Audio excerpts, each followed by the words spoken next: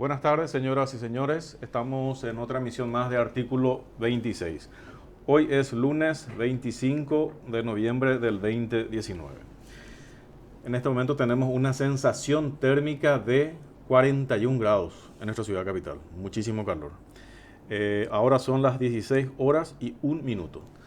Y esta tarde estamos acá con la doctora Rocío Vallejos, diputada nacional. Sí, ¿qué tal? Buenas tardes a la audiencia y bueno, gracias por la invitación. Gracias por aceptar la invitación, diputada.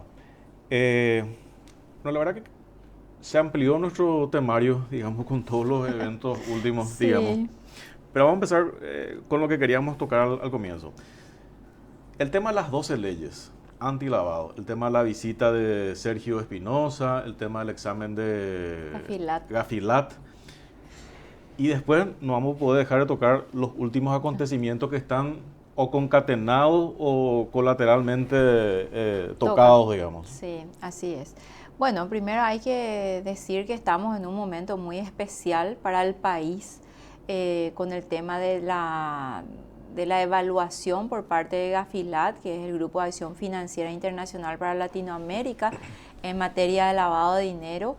Estos días tuvimos la visita, la primera evaluación va a ser en el mes de mayo. Nosotros tenemos que estar preparados. Desde el punto de vista legislativo, hay que recordar que el año pasado el Ejecutivo ha presentado en realidad estuvieron los tres poderes del Estado, hubo cuando eso, los representantes, los presidentes, el presidente de la Corte, el presidente del Congreso y el presidente de la República, presentando el paquete de leyes que debía ser aprobado por el Congreso para cumplir con uno de los requerimientos del Gafilat. Porque ellos vinieron a evaluarnos y nos dijeron, bueno, en esta área les faltan tales leyes, estas normativas administrativas, eventualmente también van a señalar las deficiencias en su caso de las áreas de efectividad de las normativas, que esa es otra pata muy importante en la evaluación.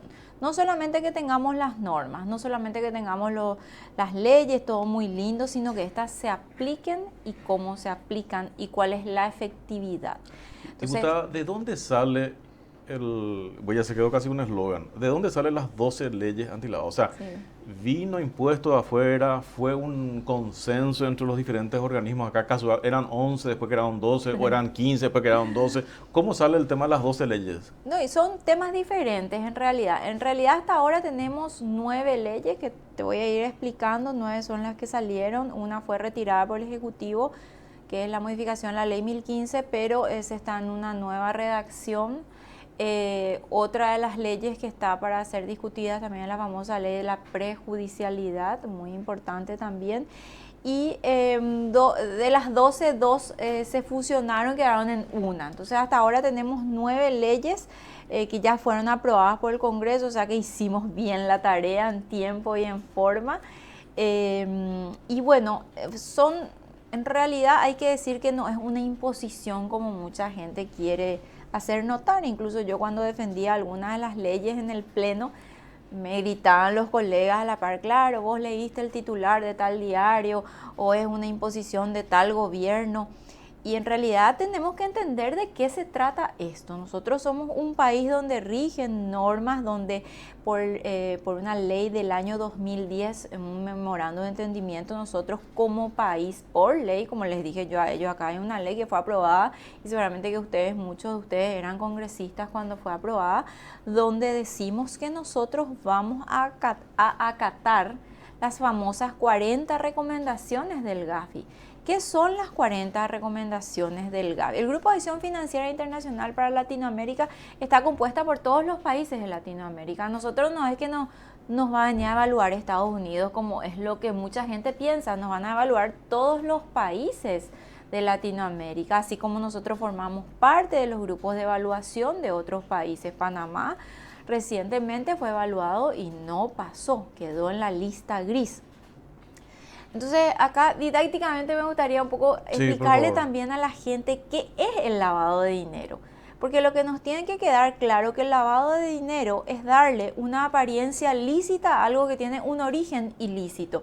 Es decir, para que yo hable de lavado de dinero siempre tuvo que haber ocurrido antes un hecho antijurídico, le decimos los penalistas, del cual proviene ese dinero sucio que luego es invertido comprando, por ponerte ejemplo, un edificio, por operaciones que son simuladas al sistema financiero, comprando vehículos, negocios de fachada, etcétera. O sea, los ejemplos son muchísimos de cómo lavar.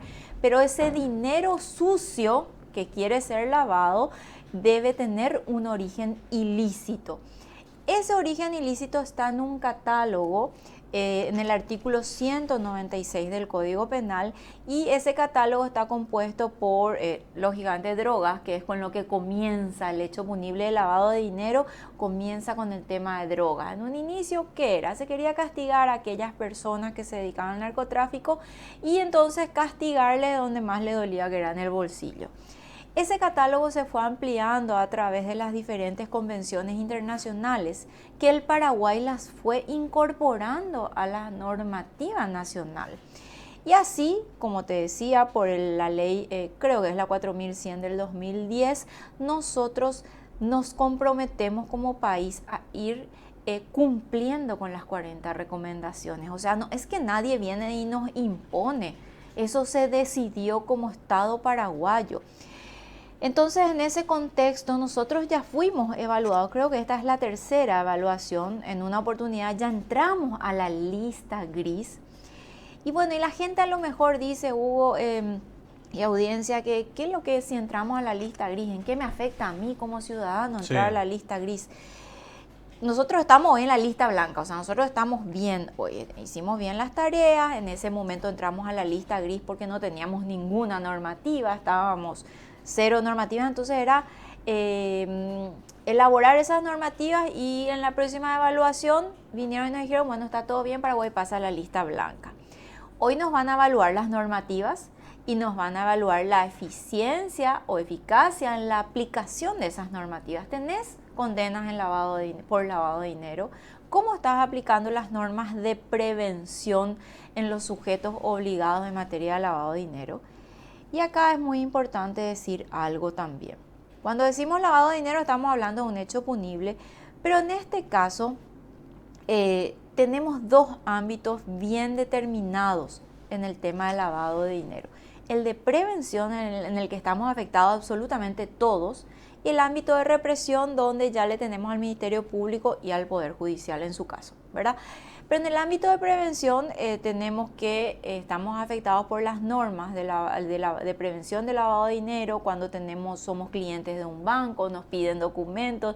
Un poco la queja siempre es a nosotros, que cuando suceden cosas como la que vimos en los últimos días, nos dicen, a nosotros nos piden por cualquier 1 millón de guaraníes justificación de nuestro dinero, etcétera. Y sí, y nos piden, es cierto, nos piden porque los bancos tienen que cumplir estas normativas y tienen que cumplir por igual para todos, ¿verdad? Ahora, hay que ver cómo justifican las personas que mueven tanto y que movieron en su momento, qué involucramiento hay de los bancos en eso, porque eso también investiga el Ministerio Público, porque también las personas de los llamados sujetos obligados, que son sujetos obligados por ley a prevenir que su actividad se utilice para lavar dinero, deben cumplir con estas normativas. Es decir, esto es muy amplio, y el ámbito de la prevención no afecta solamente a los bancos, a las financieras, a las casas de cambio, a las cooperativas, un sector muy importante. Cada uno de estos sectores tiene su normativa administrativa que rige y que dice, bueno, tenés que pedirle papeles al cliente. Por eso nos piden documentos, nos piden certificado de ingreso, pago de impuestos, y todo lo que nosotros movemos en el sistema financiero está determinado y monitoreado de alguna manera por sistemas informáticos que son obligatorios para los sujetos obligados, valga la redundancia, para saber si ese cliente está saliendo o no del perfil que le dio el banco, ¿verdad? O sea, si yo tengo un ingreso y declaro un ingreso de 10 millones, bueno, sobre eso y un poco más el banco va a decir, vos podés mover dentro de esto, y si salís de ese parámetro, bueno, va a surgir o se va a emitir una alerta. Entonces, cuando nos piden documentos de los bancos es porque están cumpliendo con las normativas de prevención de lavado de dinero, Y puede deberse a dos casuísticas, o puede ser que el banco esté revisando la carpeta de los clientes y se dé cuenta que ese cliente no tiene una carpeta actualizada, entonces nos piden la declaración de IVA de los últimos 6 meses, el último impuesto a la renta personal, en caso de personas que de prestación de servicio, y a la empresa lo mismo, la declaración de impuestos. O porque saltó una alerta, se emitió una alerta en el sistema financiero porque esa persona sale del perfil que le asignó al banco conforme a la actividad desarrollada por esa persona.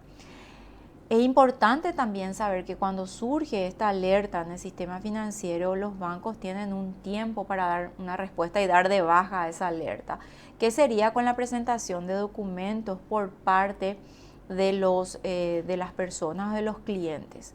También nos afecta al renovar o sea, yo siempre digo, si renovamos nuestra póliza de vehículos o cualquier otra póliza después de junio, donde sale la última resolución de CEPRELAT para el sector de seguros, de seguros, nos pidieron un montón de documentos que antes no nos pedían. Pero digamos, llegar a un extremo, digamos, de ser tan puntillosos, tan duros con algunos y no tan duros con otros, digamos, no afecta a la bancarización.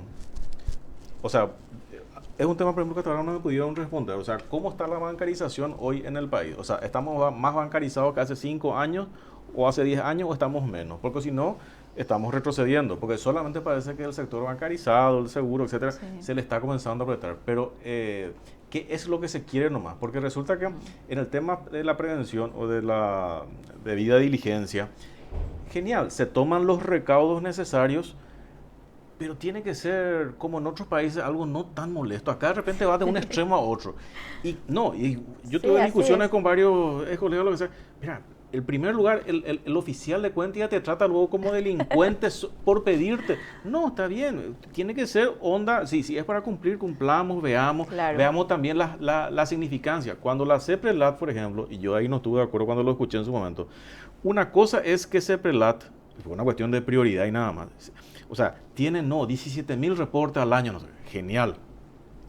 ¿Cuántos reportes al año tenés superiores a 10 millones de dólares?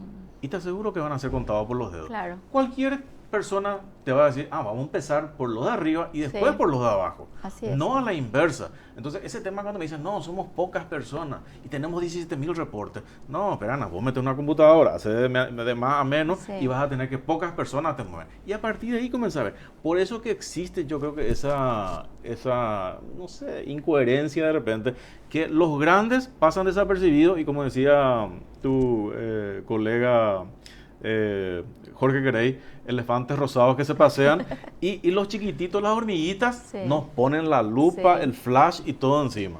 Claro, ese es el gran tema. En primer lugar, en cuanto a la bancarización que vos decías, yo creo que aumentó bastante, pero por otro lado también estas normativas hacen que al no tener un feedback tampoco de CEPRELAT, que ese es otro problema que sí puede ser y que tenga mucho que ver con el sistema que tengan, no la cantidad de personas, que son pocas, sí son pocas. Y siempre también digo, en ese grupo, el otro día compartíamos una charla con la directora de los analistas, y bueno, decía que hasta ahora, hasta ese momento, fue en octubre, eran 12,000 reportes. Pero bueno, si vos tenés 10, 12 personas para 12,000 reportes, como decís, te minás de las hormiguitas y los elefantes se te quedan abajo, y de tantas hormiguitas que tenés te tapan al elefante.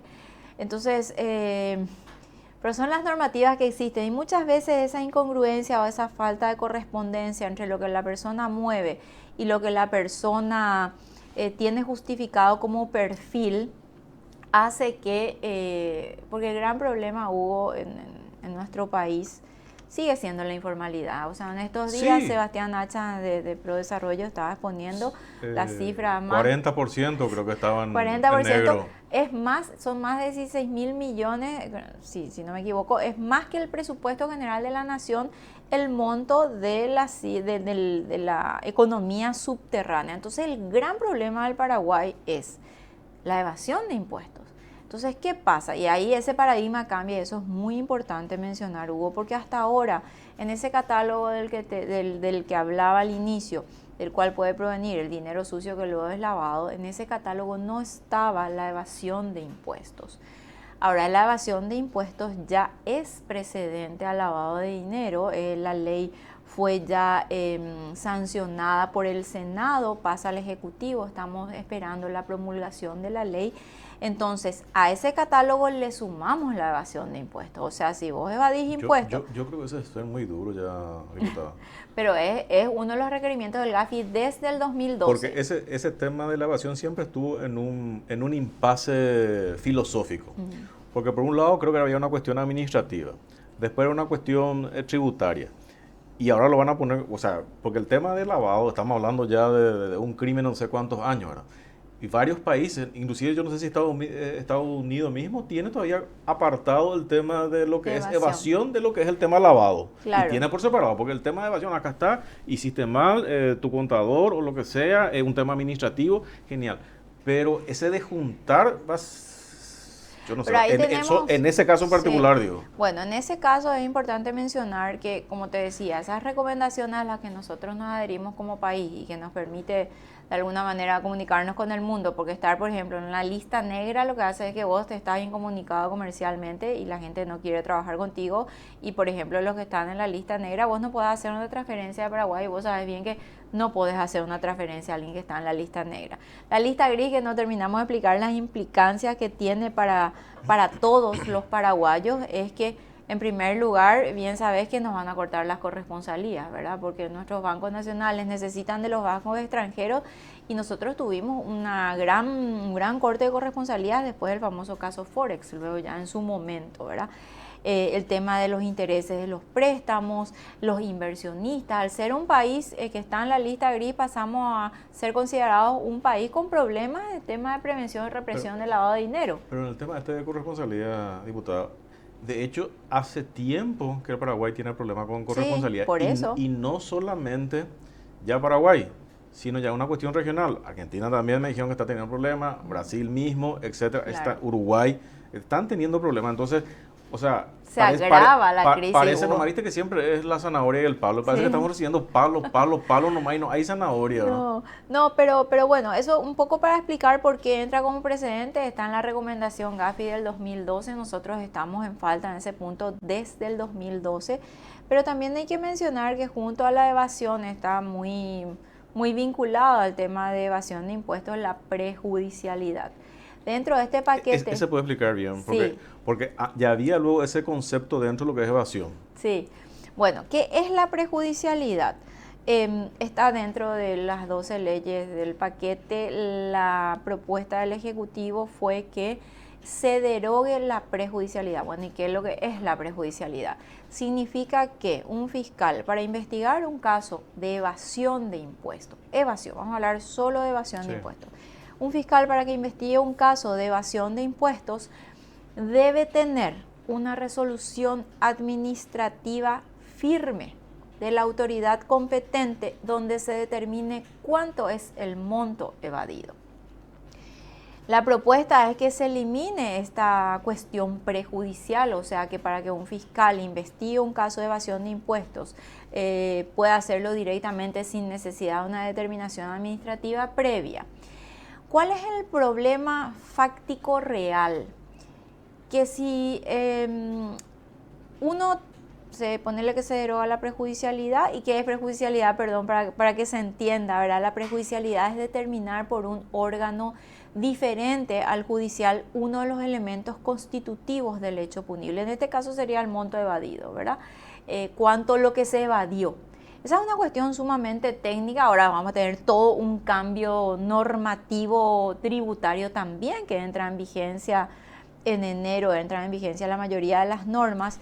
Entonces, pero ahí lo que la gente quiere saber no es lo siguiente, o sea, hay un caso de evasión. Sí. Antes te venía el doctor Oscar Ué, o sea, tributación, viene, ahora ¿cómo es el tema? ¿No te va a venir más tributación? ¿Te va a venir el fiscal? Directo podés, no es que te va a venir a fiscalizar, directo vos podés denunciar al Ministerio Público un supuesto caso de evasión de impuestos y la Fiscalía, si es que se deroga, no se trató ese proyecto de ley, Si se deroga la ley de la prejudicialidad, donde dice que para que el fiscal intervenga vos necesitas una resolución administrativa firme antes, lo cual implica que la Subsecretaría de Estado de Tributación haya realizado su trabajo.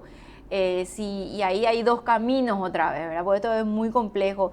El primer camino es el corto, donde el contribuyente dice, sí, yo acepto, evadí y quiero pagar, ¿verdad? Y se le impone la multa y paga los impuestos y qué sé yo.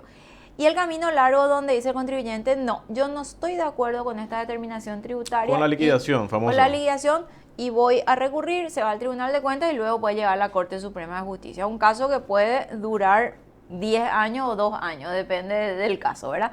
Entonces, ahí tenemos que va a estar firme recién cuando termine la Corte.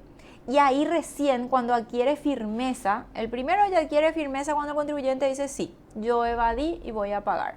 El segundo adquiere firmeza cuando en su caso haya una resolución en la Corte donde diga, evadiste tanto. Ahí recién hoy, con la prejudicialidad, la Fiscalía, con esa resolución firme. Firme significa que ya no puede ser recurrido en ninguna instancia. Con eso, recién hoy el Ministerio Público puede iniciar o proseguir una investigación ya iniciada de evasión de impuestos. Si esta ley se deroga, que es del 2012, entonces yo me puedo ir a la Fiscalía y denunciar directamente un caso de evasión, y la Fiscalía no tiene la obligación de esperar que tributación en su caso o de acuerdo al trámite que se siguió dé la última palabra, sino que directamente tiene que ponerse a investigar el caso. ¿Qué pasa, Hugo? ¿Cuál es la situación del Ministerio Público hoy? Yo renuncié hace 8 años ya a la Fiscalía. Cuando salí del Ministerio Público ya teníamos en ese entonces muchos problemas y éramos mucho menos fiscales que hoy. Muchos problemas en cuanto a la asistencia técnica de los peritos, de los técnicos que acompañan los casos. En los casos de evasión de impuestos, un abogado, que los fiscales son abogados, no puede por sí solo decir, bueno, Hugo evadió tanto porque, bueno, esta norma tuvo que ingresar tanto y los gastos fueron tanto. Necesitas un técnico o de tributación o necesitas un perito de la Fiscalía. Y hoy no dan abasto los técnicos de la Fiscalía con los casos que tienen hoy. Imagínate que se le ponga encima toda la responsabilidad de determinar los montos evadidos, ¿verdad? ¿Te puedo agregar una variable a tu ecuación? Sí. El tema de la comisión por la multa, ¿cómo queda ahí? No, el Ministerio Público no entra en eso, ¿verdad? No o sea, entra. Solamente cuando es dentro de tributación. Sí, de los funcionarios. O sea, si va de tributación o evadiste, ahí sí entra sí, dentro del porcentaje. O sea, si hace el Ministerio Público, no. No, hace el Ministerio Público no. Yo cuando era fiscal no había ley de prejudicialidad. La primera fue del 2010, yo salí en el 2011. Tuvimos casos acusados, algunos con salidas procesales, otro caso que yo había acusado después fue con sentencia ante un tribunal, ante un juicio oral, pero no, en ningún momento ni se nos pasó por la cabeza solicitar ningún tipo de... No, porque justo estuvimos hablando con el doctor Oruel el tema de las comisiones, que creo que están en tributación y en aduanas. Exactamente. Sí. Ahora, en el tema de evasión impositiva, es un tema discutible, digamos. O sea, hay antecedentes en otros países. O sea, dentro del tema de las 40 recomendaciones, digamos... Todos tienen como hecho precedente. La Argentina, incluso el año pasado participando de un congreso en este tema, manifestaban qué es el problema que se genera. Porque, ¿qué es lo que pasa? Como consecuencia de esa gran economía subterránea, del 40%, es muchísimo.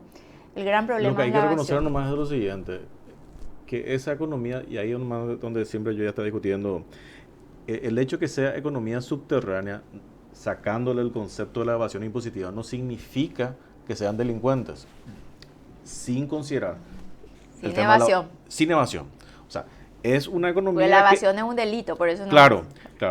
Claro. Entonces, la evasión es un trabajo que todos los gobiernos, incluso Argentina, Brasil, tienen que hacer, vamos a hacer formalizar la gente, etcétera, vamos a ser conscientes, vamos a hacer que la plata se use bien, que esto lo...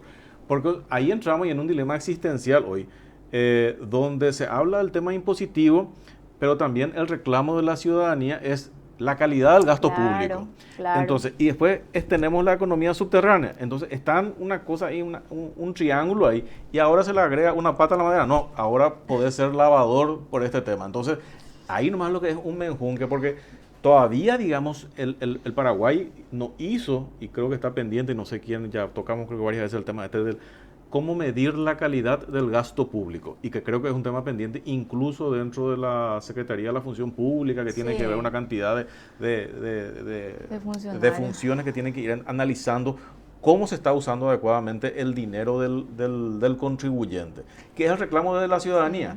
Sí. Con toda razón, Hugo. Ese es el gran tema, ¿verdad? Es la gran discusión. Nosotros, como bancada de Patria Querida, nos opusimos tanto en senadores como en diputados a la reforma fiscal, a elevar tasas o a crear nuevos sistemas de recaudación. ¿Por qué? Porque no hay una respuesta de una mejora en el gasto público. Pero te diste cuenta, diputada, que mi punto es eso nomás. Yo no voy a entrar a discutir. Sí, entiendo que la gente no paga porque no quiere pagar impuestos porque no ve retribuido.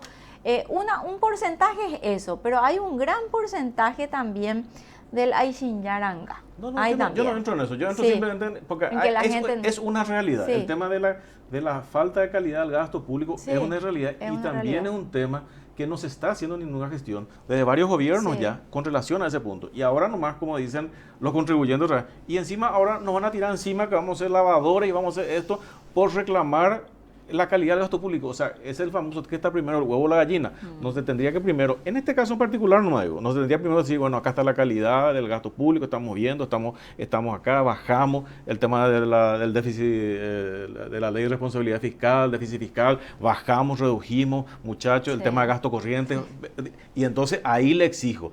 Y después de eso le decir, bueno, listo, aparte, ahora si no me cumplís, también ya soy lavador, porque como dijiste, el tema del lavado estaba siempre muy vinculado al tema de drogas. Y ahora como que se amplió la gama totalmente, ¿verdad? Son muchos. Eso justamente nosotros desde el 2008. Nosotros tenemos el tema del lavado de dinero desde el 2000, con el Código Penal en 1997, que entra en vigencia el nuevo Código Penal, que era el tema de droga, asociación criminal y crimen. O sea, solamente eran algunas cosas. Luego en el 2008, cuando se modifica el Código Penal, se incluye en el catálogo de hechos precedentes un montón de hechos punibles que antes no estaban. Todo lo que es corrupción, coima, ¿verdad? Soborno, cohecho, hechos punibles contra el patrimonio, la famosa lesión de confianza, estafa, usura, trata de personas, el contrabando, es presente al lavado. O sea, todo el dinero que genera el contrabando y luego se invierte de alguna manera es lavado de dinero. Hechos punibles contra derechos de autor, de marcas.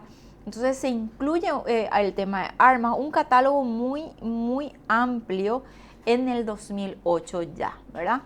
Y ahora se amplía nuevamente, se amplía con la evasión de impuestos por un lado, también se amplía incluyendo el la coima pasiva. Sí, también. Un hecho punible que ya está, que es producción de documentos no auténticos, que fue un poco lo que vimos más en el caso Forex, un montón de documentos falsos, ¿verdad? Eso también ya es presente al lavado de dinero. Se crean, se norman nuevos tipos penales, el cohecho pasivo y el soborno pasivo privado, ¿verdad? ¿Qué es eso? La coima en el ámbito privado que antes no estaba castigada. Yo entiendo. Ahora, ¿qué fue el famoso caso de Leo y que yo no estuve de acuerdo con el pedido de extradición de los Estados Unidos? Porque lo acusaban, acá no era. Allá lo acusaban por coima privada y acá no estaba tipificado. Sí, así mismo. Y yo creo que, y siempre voy a criticar, creo que la Corte no se animó a dictaminar en contra, aunque sea pedido de los Estados Unidos, estaba mal y ellos lo sabían y nosotros no sabíamos y simplemente dejaron que ocurra lo que tenía que ocurrir. Y yo creo que ese es un tema que no está bien.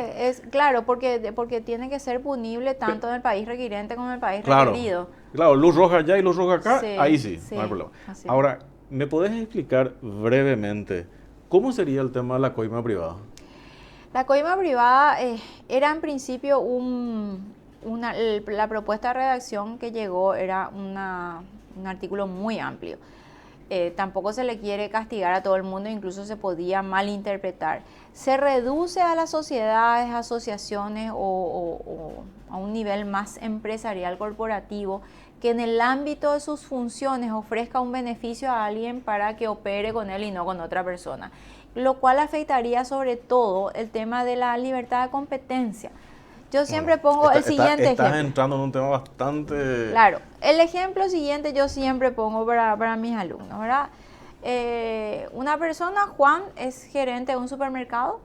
Nosotros, Hugo y Rocío, ofrecen el mismo producto, al mismo precio, misma marca, mismo precio. Pero uno de los dos le ofrece un pequeño incentivo al gerente del supermercado por comprarle. Entonces, siempre le va a comprar al que le ofrece el incentivo. Y bueno, si vos me compras a mí, mismo monto, todo, yo te doy 2% del monto total. Y son montos importantes. Vos sabés que a veces a niveles de grandes corporaciones o empresas son montos importantes. Entonces, a vos te va a perjudicar. Vos nunca vas a poder entrar a competir porque alguien está desbalanceando esa libre competencia o esa competencia leal. Es lo que de alguna manera ocurrió en el caso que mencionaste, que en otro país eso va a ser punible ya ahora, ¿verdad? Ya es ley en Paraguay también. Y eso fue en su momento donde este señor, como presidente de esta asociación, le entregaba los derechos de transmisión a determinadas empresas a cambio de un monto importante, ¿verdad? Entonces, eso es lo que se quiere castigar. Ahora, probar ya es otra cosa. Sí. Claro, probar ya es otra viene un cosa. proveedor, como dijiste, viene un proveedor y bueno, listo, por una gentileza, Y hay uno que probar. le regala, no Sí. sé, una cosa. Y el otro le va a regalar algo más caro, lo que sea, o un viaje en Bueno, yate, lo que y sea. eso ya ¿Cómo es- se establece la gentileza Y- o Y a ver, yo te pregunto las herramientas a vos, de marketing si de una empresa, si vos sos, tenés que decidir, y una empresa siempre te está haciendo regalo, como un ex cliente mío, dice, estás viniendo mucho a comprar mercaderías mías, ahora fulano de tal, dice. Pero él le compra también a la competencia. Pero ¿y por qué está viniendo ahora? Y porque es fin de año y nosotros regalamos y los otros no, dice, ¿verdad? O sea, siempre un obsequio de fin de año que eso no es, gentileza. eso no, eso es gentileza. Pero ahora, los ejemplos que vos pusiste ya son de montos importantes que pueden, al momento de decidir entre recomendar un producto u otro, en el momento de decidir comprar un producto u otro que son de la misma calidad, sabemos que hay ofrecimientos de viajes, de muchas cosas, sí, ¿verdad? Entonces eso rompe la equidad en la competencia, eso es lo que quiere castigar. Ahora, hay que probarlo, eso ya, yo te estoy explicando desde el punto de vista de la normativa, que es lo que quiere castigar. Ahora, para castigar hay que tener pruebas, lógicamente. Eso es uno, y otra incorporación importante también la de el tipo penal de manipulación de mercados. Y es el ofrecer productos financieros mintiendo y estableciendo también un desorden, ¿verdad? Yo tengo, en este grupo no tengo, todavía no es ley, pero te voy a enviar completo todas las leyes. Acá están, hasta el momento tenemos, nos faltan 2, 9 son las que salieron. Tenemos 7 ya como ley y faltan 2 que debe promulgar el Ejecutivo.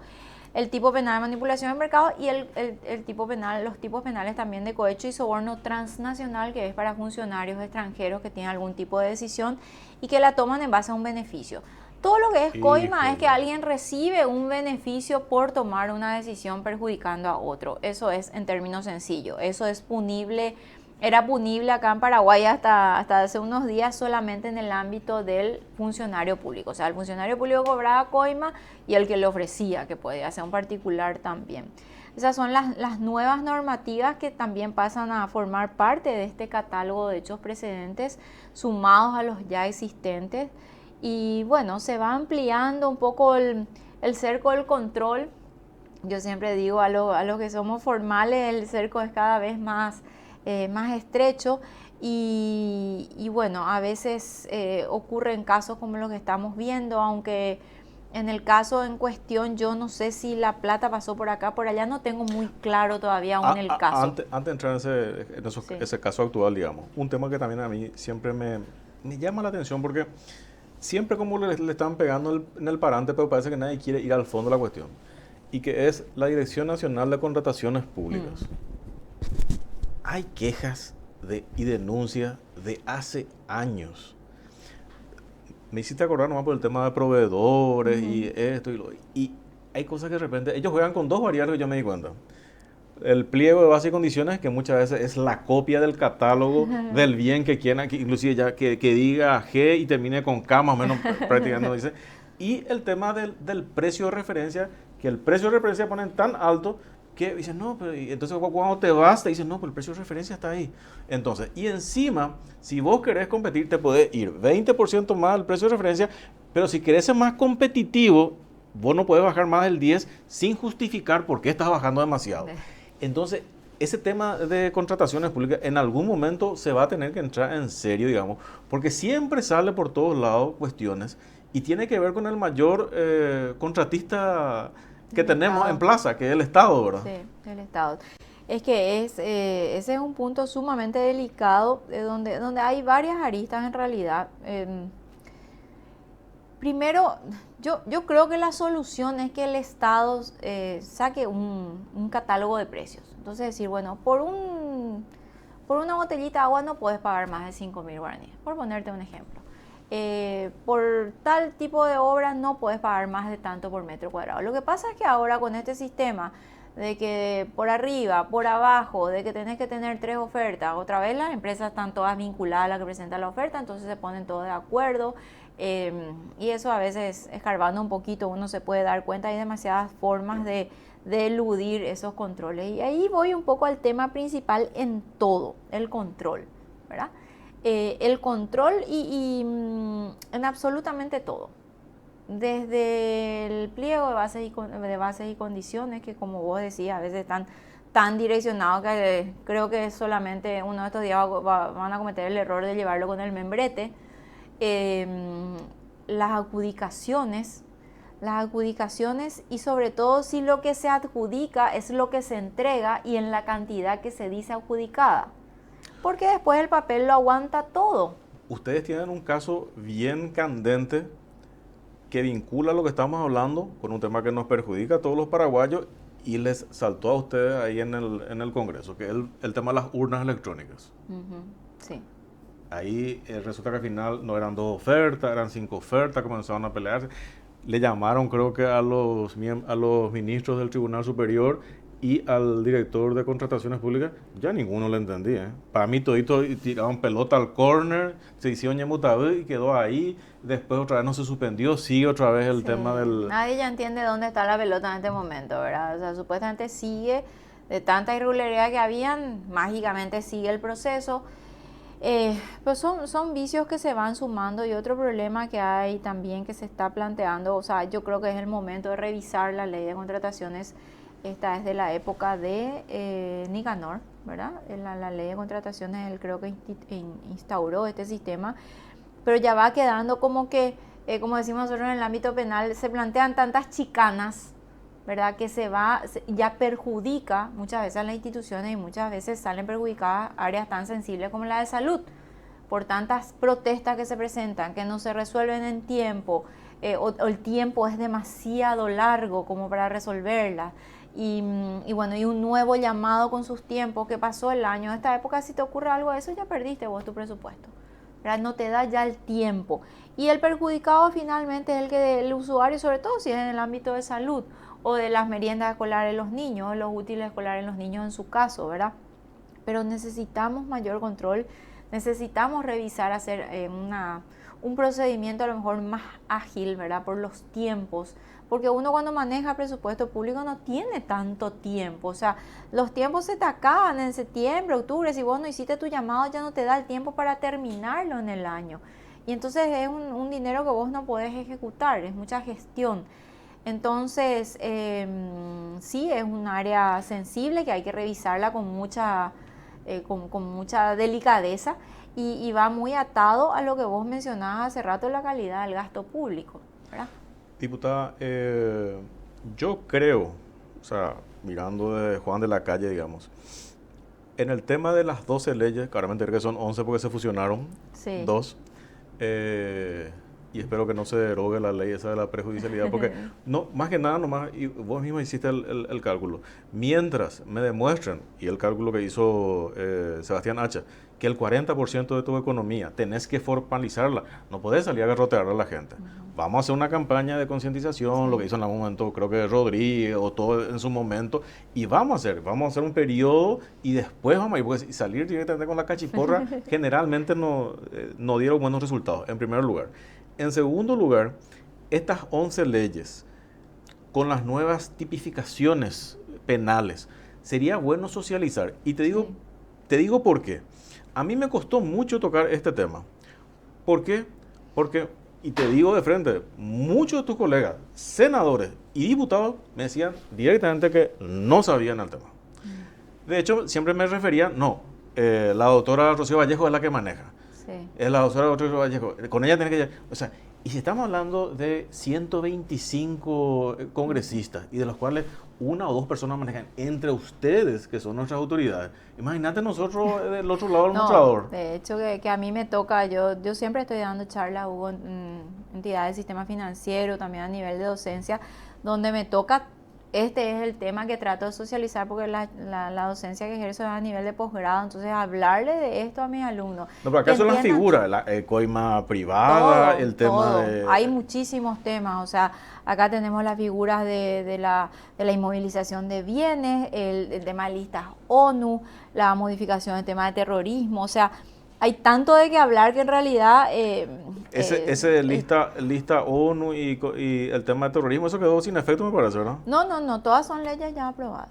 Y el grupo ese que iban a juntarse entre 5, que yo sí no estuve de acuerdo y expliqué acá por qué no estaba de acuerdo, que se juntaban, creo, un representante de senadores, un representante de diputados, un representante del Ministerio Público, un representante del Poder Judicial, y creo que alguien de CEPRELA, y elaboraban la lista de los presuntos terroristas. Es una locura, darle poder a 5 personas.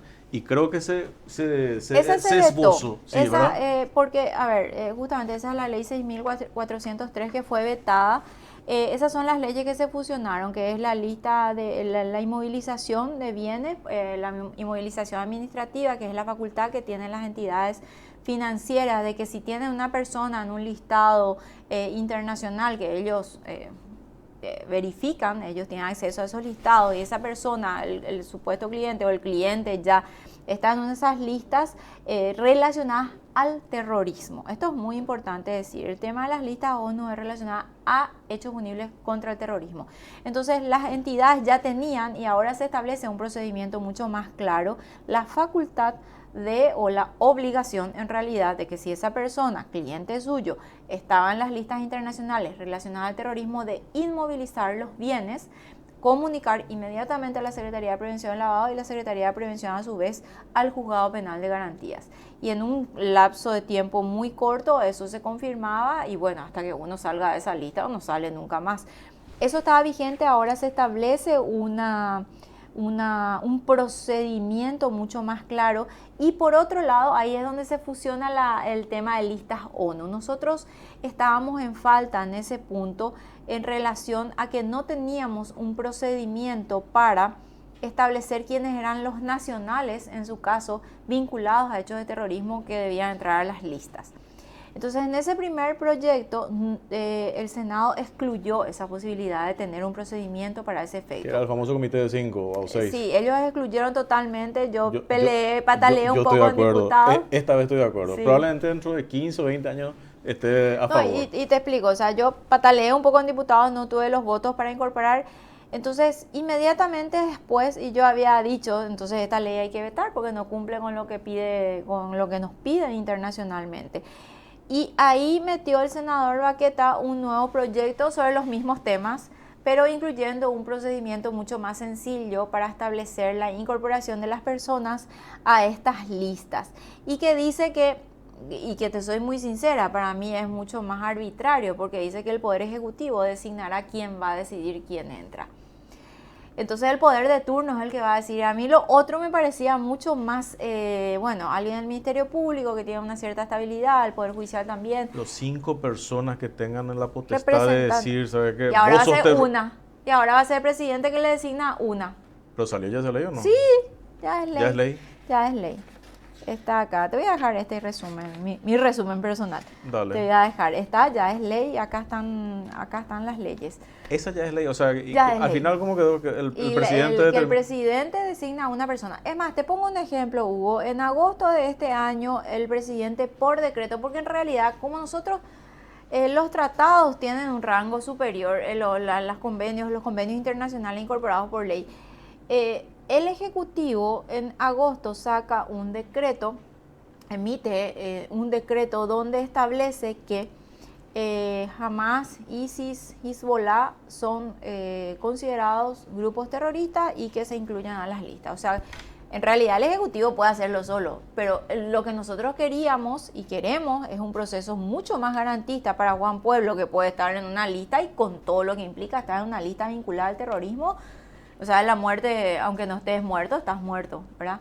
Entonces, bueno, eso ya es ley. Con eso lo que se llegó a un consenso, que es el Poder Ejecutivo el que va a designar el órgano. Para mí lo otro era más garantista, pero bueno, ¿El órgano o la persona? La persona, el órgano. Si te dice CEPRELAT, va a ser la cabeza de CEPRELAT. Si te dice Ministerio Público, va a ser la cabeza del Ministerio Público. O sea, va a ser uno. Antes eran varios, que a su vez tenían que analizar todos los elementos que habían.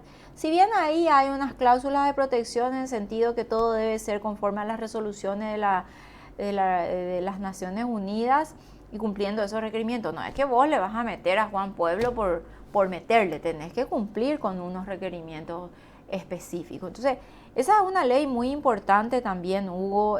Tenemos la de creación de juzgados especializados en crimen organizado. Otra de las leyes es la distribución de los bienes decomisados una vez que se hayan rematado de alguna manera, que es lo que administra Cenavico, la Secretaría Nacional de Bienes Comisados, que ellos se encargan de la administración de los bienes que fueron incautados o por ejemplo, que es de público conocimiento, por eso lo digo, Messer, Pavao, etcétera, este otro Cucho, ¿verdad? Sus bienes están siendo administrados por hoy la directora de Cenavico, Teresa Rojas, ex fiscal también. Ella tiene que administrar esos bienes. No puede disponer de esos bienes excepto que sea cuando haya que liquidarlos para que no se pierdan y no pierdan valor.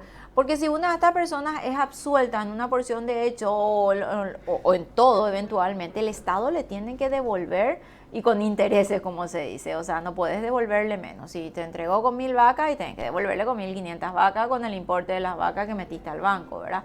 O sea, es una administración real de bienes de terceros, que estos bienes pasan al poder del Estado una vez que exista una sentencia firme donde diga, bueno, listo, Juan es culpable y los bienes pasan al Estado y nos dividimos de esta manera.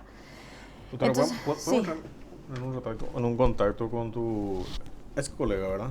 Sí. El fiscal Manuel. Sí, cómo no. Doctor Manuel Doldán. Muy buenas tardes, saludos para usted y la audiencia. Acá te discuto con tu ex colega, la doctora Rocío Vallejo. Muchos saludos y cariño a Rocío. Hola, Manu. ¿Qué tal, Rocío? ¿Cómo estás? Bien, bien. Doctor, vos sos el hombre más buscado en estos días después de Trump y Putin. Y estoy complicado, está en ebullición la cooperación penal internacional, no sé qué está pasando. Al final, para hacer un resumen de los últimos acontecimientos, doctor, o sea, al final ¿salió ya la orden de captura internacional de Horacio Cartes o no? Bueno, yo explico porque hay una confusión Sí. bastante compleja de entender con respecto a la difusión roja de Interpol.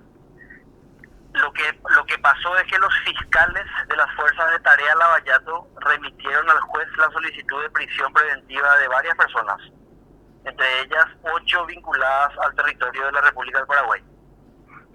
Esa petición fiscal tuvo eco favorable ante la Séptima Vara Federal de Río de Janeiro, y el juez emitió la orden de prisión y la autorización de publicación en la red de Interpol de la noticia roja. La noticia roja es conocida por todos como una orden de captura internacional, entonces la base de un prófugo internacional buscado. Esa petición que recibió la Interpol, la oficina central de Interpol en Brasil, es transmitida a la central que está en Lyon, Francia. La central de Lyon, Francia, o sea, la Secretaría General y el Comité de Control de los Ficheros de la Interpol en Francia analizan la pertinencia de la solicitud judicial, en este caso, de subir a la plataforma de Interpol una orden de captura internacional. A partir de que ellos autorizan, recién esa notificación roja es diseminada por todas las oficinas centrales de la Interpol a lo largo del mundo, o sea, de los países que forman parte de la red, de la organización de la policía criminal. Lo que nosotros sabemos a través de la información que me pasan mis pares del Brasil, porque yo no tengo ningún tipo de acción para averiguar eso, es que la Interpol de Brasil ya envió la petición de difusión roja a la central. Y hasta el momento, al no ser esa difusión roja diseminada por la red global, significa que Lyon, Francia, todavía no autorizó esa publicación. Esa es la situación en la que nos encontramos, por lo menos hasta el día de hoy, que yo hablé con el jefe de Interpol, creo que a las 2, 3 de la tarde, en donde todavía no estaba activada la difusión roja en la red global de Interpol. O sea, para poner en palabras más sencillas, la pelota está en cancha de Lyon, Francia. Así mismo. ¿Y cuánto tiempo ellos se demoran, doctor? No tienen un plazo. O sea, no tienen un plazo. Es un procedimiento bastante complejo que realmente se burocratizó con la creación de esta oficina del Comité de Control de los Ficheros de Interpol, que también a su vez fue la que levantó la difusión roja de la plataforma de Interpol de Aaron Martí Colmán. O sea, es un comité que funciona, si es cierto, está integrada por miembros de la Interpol, tiene autonomía en sus funciones. Y son ellos los que autorizan o no, o dan de baja una publicación de notificación roja. ¿Y en función de qué darían de baja? Y en el caso de Arrón, por ejemplo, argumentando supuestas violaciones de derechos humanos, de normas de derechos humanos, porque ellos solamente contaban con el informe 100 de la Comisión Interamericana y sobre esa base dijeron que el caso de Arrón, en donde tenían un refugio, estaba siendo violentado por la difusión roja y no podían otorgarle la permanencia en la red. O sea, ellos... Y cuando ya se informó que ese informe 100 de la Comisión Interamericana tuvo como resultado una sentencia de la Corte que la desestima, automáticamente deberían haber levantado de vuelta, pero el Comité de Control de los Ficheros se reúne, me parece que 1 o 2 veces al año, y ahí analizan las peticiones ya de los estados afectados por el levantamiento de las difusiones rojas. O sea, si vos me preguntabas a mí, fue un engaño por parte de los defensores de Aaron Martí Colmán y una actuación inconsulta de parte de la Interpol Francia.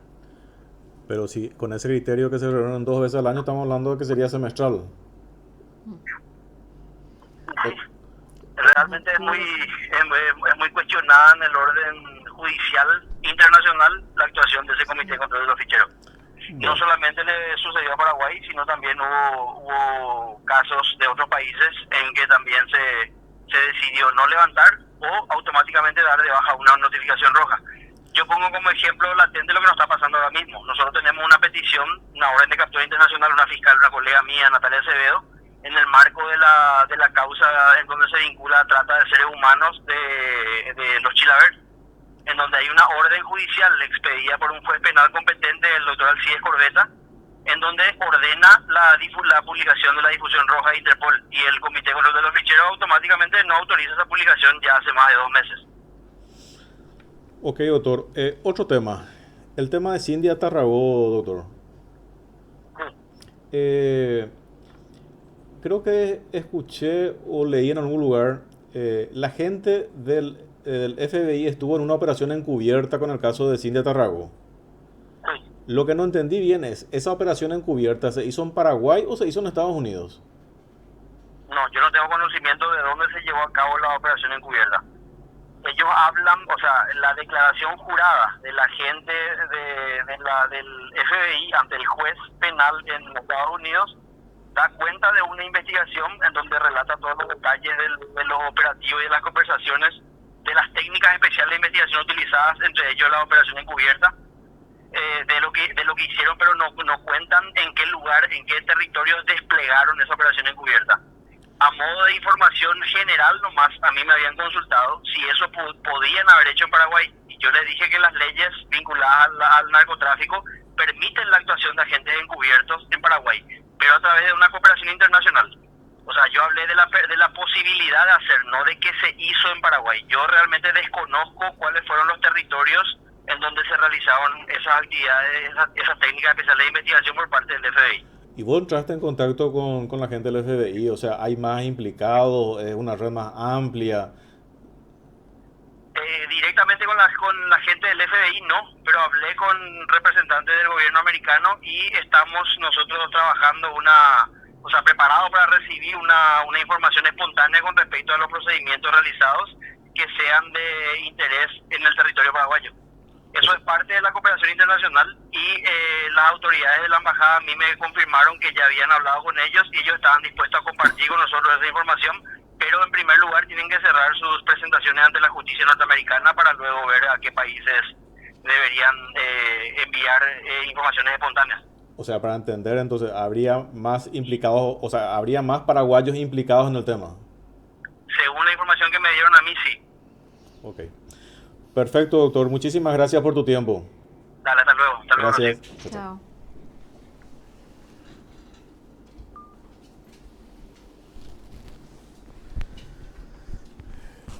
Y bueno, esta es la puesta en práctica de todas las leyes que ustedes están de alguna u otra manera sacando, doctora. Sí, sí.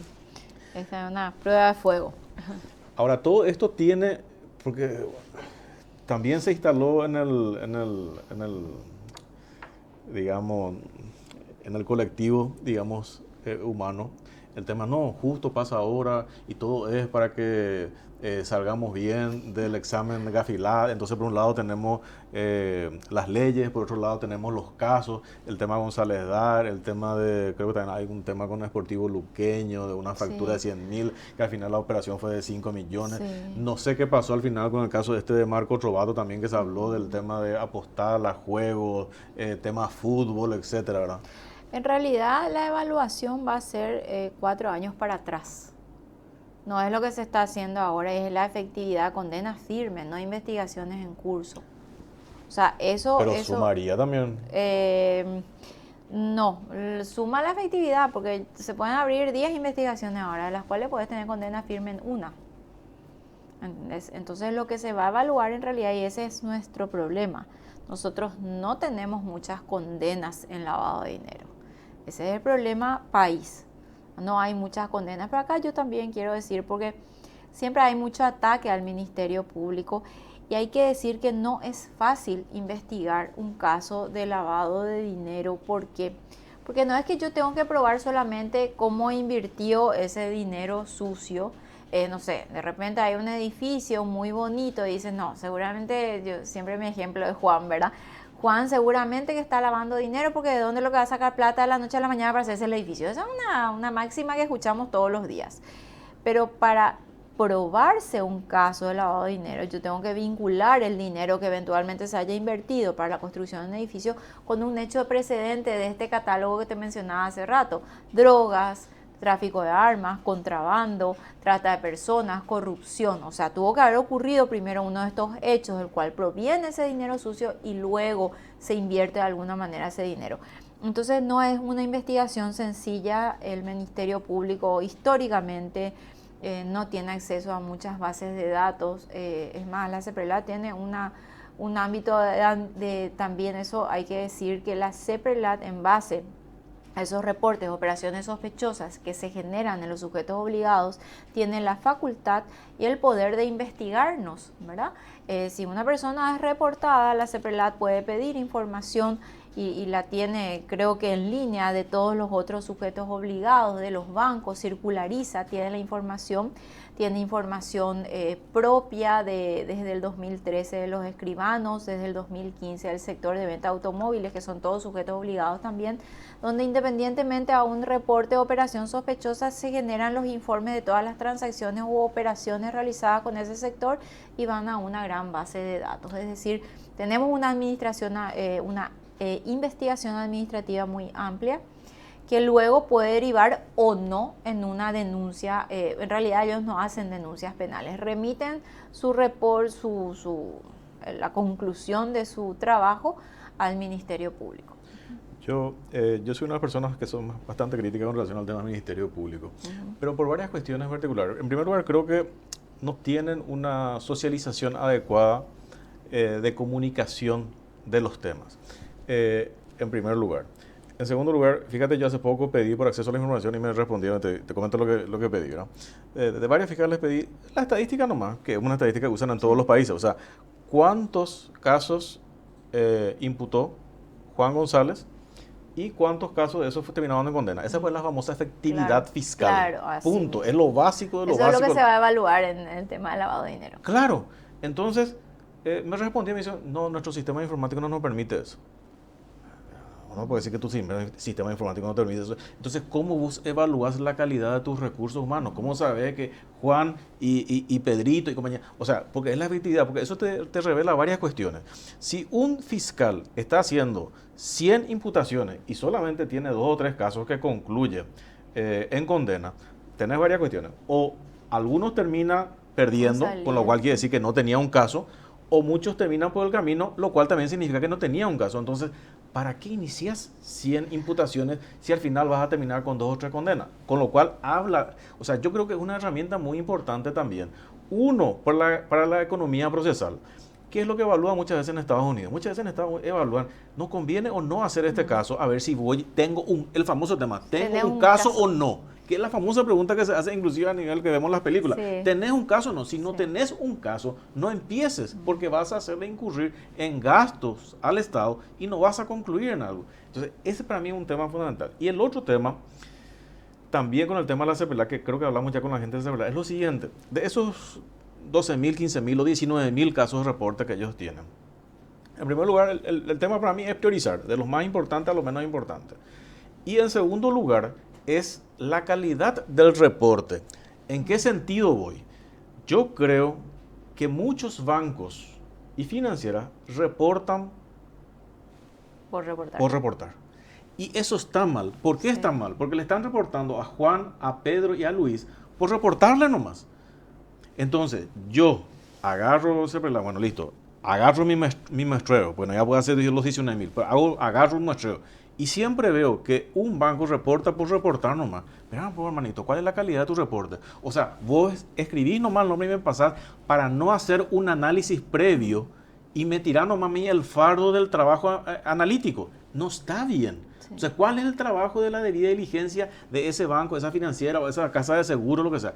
Ese también es un tema que yo creo que, yo le dije, inclusive cuando hablé con la gente de la CEPELA, multarle. O sea, por cada 1.000 reportes innecesarios, que no son realmente reportes, comenzar a multar, a ver cómo van a comenzar. En lugar de pagarte la multa, van a contratar gente para que analice. Porque es más fácil nomás reportarle a todos. De hecho, hay una resolución que establece los estándares, porque esa fue una de las observaciones también que nos hicieron, la gran cantidad de reporte de basura, se le dice, pero me llamaron la atención el otro día por ese término, pero históricamente se le dijo reporte de basura, porque en realidad te llenas de las hormigas, como me gustó mucho tu ejemplo, y no estabas viendo el elefante rosado.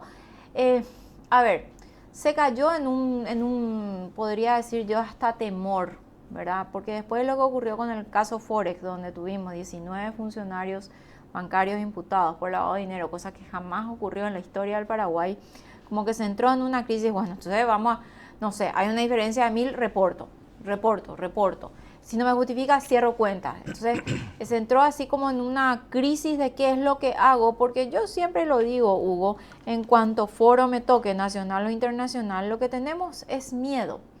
Y no actuamos todos juntos y no somos capaces en muchos ámbitos y a muchos niveles de sentarnos a hablar. De sentarse a hablar la Fiscalía, CEPRELAT, Superintendencia de Bancos, que es el órgano fiscalizador de los bancos financieros de casa de cambio, INCOP, que es el que fiscaliza, eventualmente tiene que fiscalizar a las cooperativas, etcétera. Sentarse a hablar y decir, bueno, estos son los parámetros. Entonces, ¿cuál es el temor? Yo, banco, no reporto esto porque en realidad sé que va a terminar en nada porque es una persona que no me quería traer los documentos. Pero justo viene la inspección de Superintendencia de Bancos y dice, quiero ver este caso. Y te dice, ¿y por qué no reportaste este? Y bueno, ¿por qué? ¿Y por qué? Tenías que reportar. Entonces, para mí es mucha falta de coordinación porque finalmente son seres humanos los que hacen las inspecciones y cada uno viene con su bagaje de subjetividad a lo mejor. Pero a lo mejor hay que estandarizar para no caer en ese exceso de reportes que lo que hace es llenar el sistema pero no tener esa efectividad que es la que se busca, porque la efectividad, lo que queremos encontrar son más Juanes que están lavando dinero efectivamente, ¿verdad? Y ahí es donde menos le van a molestar al resto de la gente que se va por 2 millones que salió de su perfil, le tiene que llevar todas las documentaciones. O sea, una cosa a la otra, ¿verdad? Y inclusive me tocaban el ejemplo de que nosotros tenemos un nivel de reporte inclusive superior que el mismo Colombia. Sí, reporte de operaciones sospechosas. Nosotros tenemos más reporte de operaciones sospechosas que Colombia, con todo el background que ellos tienen. Entonces, algo no se está haciendo bien. Sí, uno. Y dos, yo creo que una cuestión que también se tiene que instalar a nivel de que bancario, financiero, etcétera. El famoso tema de las multas. El mundo no termina con la multa. Los bancos más grandes del mundo fueron multados. Sí. Citibank, HSBC, ABN, Rabobank. Todos. O sea, fueron multados. ¿Cuál es lo que es el concepto de la multa? La multa significa, hiciste mal, corregí. Eso nada más. Sí. Acá resulta que también se habla del tema de la multa para los bancos y parece que se van a hacer todo lo araquiri, vamos a cortar, vamos a cerrar, nos vamos a ir a la quiebra. No, no es eso, hermanito. Vos te vas a ir a la quiebra si hay que administrar mal tu banco. Sí. Pero si hiciste mal este tema, si no tenés un equipo adecuado de analistas para la debida diligencia, que esto y lo otro, vas a meter la pata. Entonces te voy a multar para que aprendas. Pero no pasa nada. O sea, los bancos más grandes del mundo fueron multados y siguen en el negocio porque es negocio. Entonces, si vamos a hacer bien, hagamos bien y tampoco no se maximiza de una manera así tan drástica como acá toman los bancos. Creo que hay 4 bancos que están en la multa. Uno que yo no quiero creer que por eso se esté yendo, que es el tema de BBU, que esto es lo otro, pues no quiero creer que por eso se esté yendo, porque se comentan que se molestó por la multa, etcétera, etcétera. 2 o 3 que están judicializados, etcétera. Y bueno, genial, que se te van a terminar judicializando, pero hay que instalar nomás también el hecho de que salte el tema que el día de mañana Banco X se le multa. Y bueno, aprender, corregí y sigamos trabajando. Punto, terminó el tema. No, hay mucho para hacer, evidentemente. Yo siempre digo que este tema del lavado de dinero, si bien por primera vez que comenzamos a hablar de esto en la ley 1015 del 97, tiene 22 años de sistema, pero como que nos cayó la ficha después del caso Forex, ¿verdad? Si bien algunas instituciones ya venían bien avanzadas con sus manuales de procedimiento, porque hay que decir, a partir de la resolución que emite la CEPRELAT en el ámbito administrativo, cada institución bancaria tiene que establecer su política y su manual de prevención del lavado de dinero de vuelta, socializarlo, bajar a cada funcionario, que estos se capaciten. O sea, implica muchísimas responsabilidades para los sujetos obligados. Y yo digo un poco también como reflexión que cada vez tiramos en realidad más, y lo que siempre se dice en el ámbito tributario, ¿verdad? El que paga va a pagar nomás luego más y ese 40% va a seguir ahí, ¿verdad? No, yo estoy de acuerdo con eso. No, pero estamos en la misma. Sí. No, o sea, avanzamos. entiendo. Yo sabes, en ese punto, en el punto tributario es lo que digo. Todos sabemos, porque está el tema, hoy estoy usando mucho este término, me gusta la ceguera voluntaria. Todos somos ciegos, vemos, pero cerramos nomás nuestro ojo para no ver, ¿verdad? Todos sabemos dónde hay grandes nichos de evasión de impuestos y eso nunca vemos que es atacado, ¿verdad? Pero el tema de la informalidad, doctora, en todos lados existe. Vos te acordás hace poco, vamos al caso acá al lado nomás, Argentina. Subió Macri, que estos otros muchachos traigan su plata, etcétera, no le vamos a hacer nada, venga, registra, no hay ningún problema. Eso es, lastimosamente después le faltó otras políticas a Macri, por eso no funcionó. Ahora, la etapa inicial, excelente, porque así se opera. No es garroteando nomás que voy a hacer, no, claro. Voy a generar algún tipo de confianza para que traiga. Otro caso, y que creo que ocurrió con Trump, Trump también subió y dijo, no muchachos, ustedes que tienen en Suiza, que esto es lo otro, comiencen a traer, yo no les voy a hacer nada, que esto es lo otro, y les dio una fecha, porque después voy a entrar por un muestreo a buscar, y les dio un plazo, y dice que la cantidad de dinero que fue mirando, entonces, todas las economías, inclusive las desarrolladas, tienen su economía informal. Sí. Ahora, la idea es cómo incentivarlo, bueno, muchachos, para que se formalicen.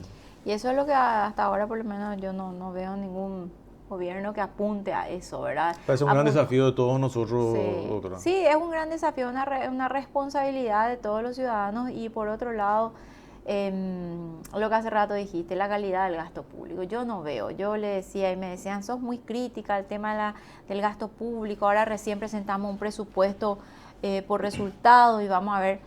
Pero mientras sigamos, tenemos que comenzar luego por trabajar y es un gran desafío. Lastimosamente, Hugo, en este trabajo, aunque no lo crean muchos, ¿verdad? Cuando uno se involucra, te falta tiempo para involucrarte en todo lo que querrías. A mí personalmente me insume muchísimo tiempo la Comisión de Reforma Penal, más todas las otras comisiones en las que estoy, más haber hecho el seguimiento así muy de cerca de esto, de las leyes de lavado de dinero, ver que se muevan, que se traten, ver las modificaciones. Realmente fue mucho esfuerzo. Y bueno, ahora un gran desafío que estoy tomando a partir de esto, ver la modificación del tema del financiamiento para las internas. Y después ya me voy. No. Sí, ese es un tema que tenía casi... Tengo que ir a estudiar eso. No, está bien.